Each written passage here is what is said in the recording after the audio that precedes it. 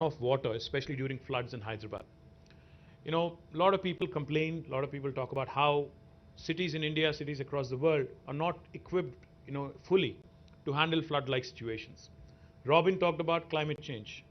Climate change, global warming was a topic that we used to read about in newspapers.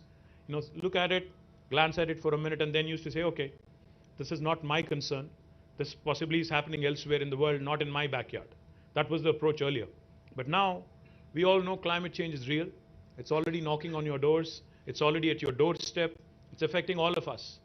As a person who's involved in public life, as a policy maker, I've been witnessing some very disturbing changes across different seasons. We are now accustomed to unseasonal rains in October. And we are also accustomed to, unfortunately, late arrival of monsoons.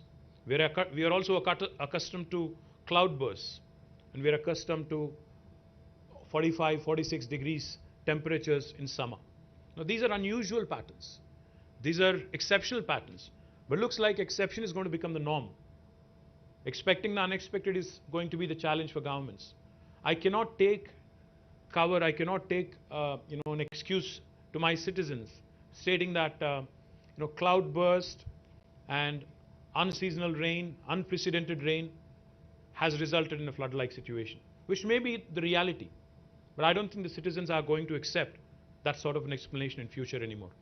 So therefore, in Hyderabad, we have started on an important task, because no city in the world can of course deal with cloudbursts or torrential rains, but the least we can do is to prepare as well as we can, equip ourselves as well as we can.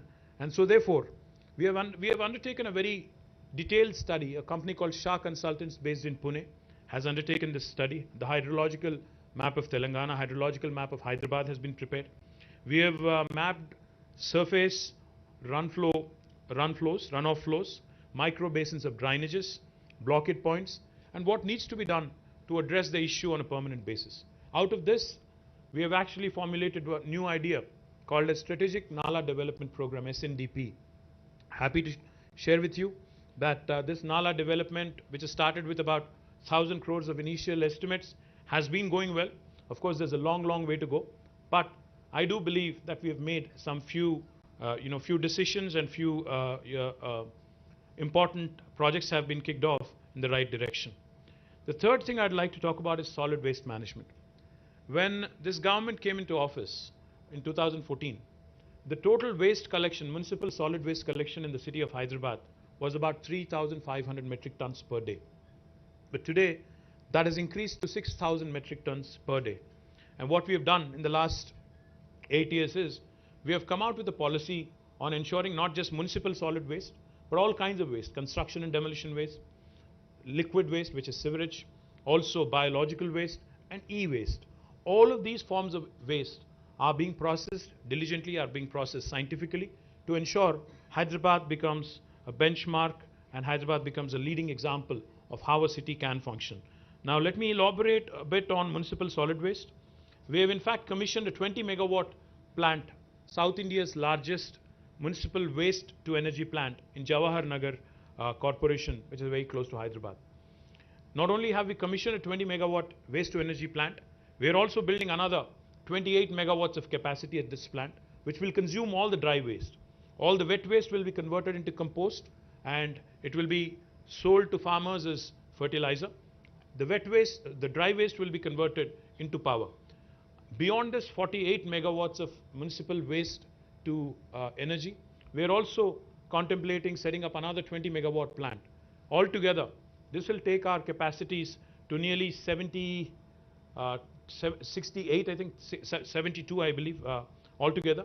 And this will ensure that 100% of all the dry waste in Hyderabad is converted or incinerated into energy.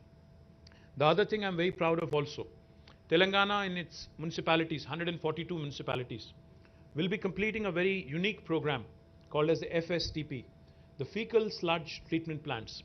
Human waste that's excreted is also now being processed, is also now being handled in a scientific fashion, and we are ensuring that on a modular basis, all municipalities by the end of next fiscal will be having a fecal sludge treatment plant. We've already completed this in 68 municipalities. We're also trying to cover the remaining by the end of this fiscal.